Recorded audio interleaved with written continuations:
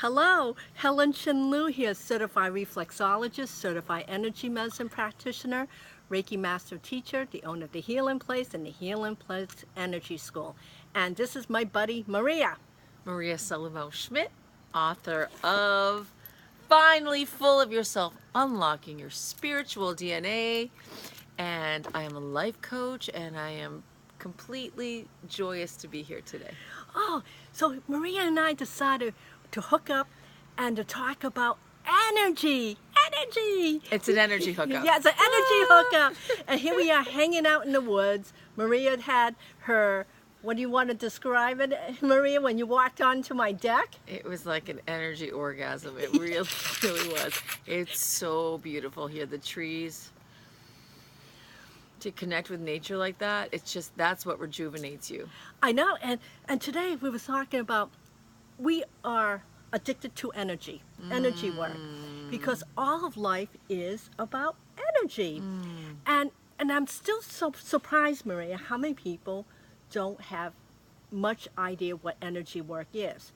They know that they get up, they go to work, they come home, they function. But what about the stuff in between? And then today we were thinking about the flood in Texas and how that energy is affecting the earth. And of course, I'm thinking, ooh, this is energy that is being created by powers of being in office, which will remain nameless because we don't want to get dirty and down outright. So, Energy coming up. That feels horrible. I know. So what do you think, Maria? One thing that you said that I just want to address, like, I don't think that we're addicted to energy, because addiction has like a really over the top feel. Yes. I think it's more of a focus on energy, and then we get this yummy vibe of like the reaction to that focus. So I think what's happening right now with where you asked your question, your intentional question, is that we're not listening to the feedback.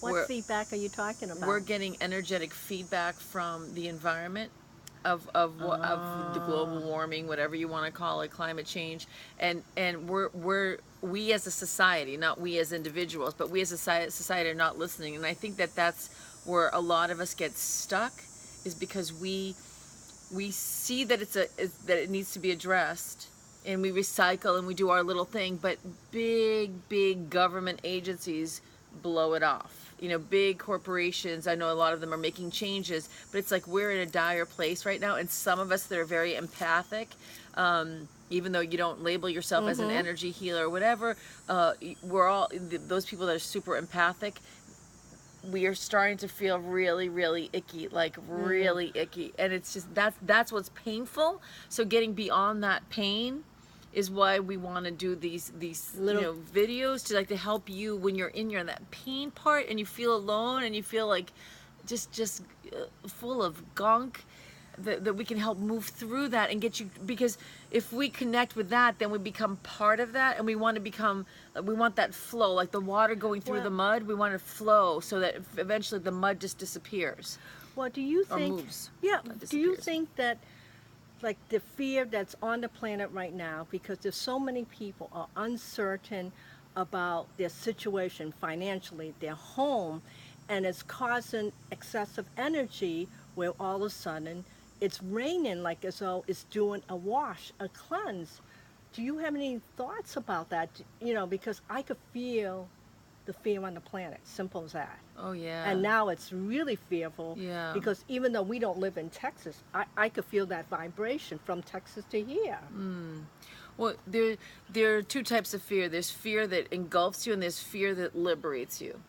So in an abusive situation, for example, if you're afraid of your perpetrator, and you hide, that's one thing. But if you're afraid and you use that to catapult you out, that's another. So fear is not necessarily a bad thing. It's like it's a high awareness level. So what you do with it, do you let it bury you, or do you stand on top of it and use it to catapult you? So that's little things like that is how you catapult people or stay stuck. So if you were going to recommend this to friends or clients, what would you suggest as a first step to recognize how to move out of your fear mode? So the first step is just to notice. And 'Cause notice. that's what I do. Right. The first thing I do is, with me, what I know is where does it hit me in my body? Usually it hits me in my gut, and I'm running to the toilet because I, no pun intended, I had to let go of something. So that's where my fear lives. It's like that for a lot of people, but when they feel it in their gut, they eat. Oh. Right? They feel it in their gut and they don't know what to do, so that's the hiding part. They eat. Ice cream. Or whatever. Okay. Comfort food. I just got goosebumps. I don't know why. But it just, it's that whole thing of they feel it and they don't know how to translate the feeling. They feel nervous, so they go eat. Oh, I must be hungry. Okay. Or I feel nervous, so like let me go satiate with something sweet, something filled with lard or dairy or something. Oh yeah, the that- fat will also help you to calm down, and the sugar. But the sugar also wrecks your body. It's a fake calm down. There's a fake calm down. It's a fake calm down. So I would love to continue this discussion, and we could talk more about this tomorrow. So let's do this. Let's give one tip, and besides praying for the people in Texas, may they be safe, and let's And the animals. and the animals and the trees creatures. yeah. Let's everybody be in their moment, just for a quiet moment, and just send praying powers to Texas to stop the rain. And collectively, I think you're in agreement with this, Maria. Collectively, we can stop the rain. And yes, Mother Nature will stop the rain, but without aid, it will help it to quiet Higher it down. vibration. Yeah, lower the vibration and have it come back to balance. It's not lowering it, it's really to balance it once more. So, another tip tomorrow, stay tuned.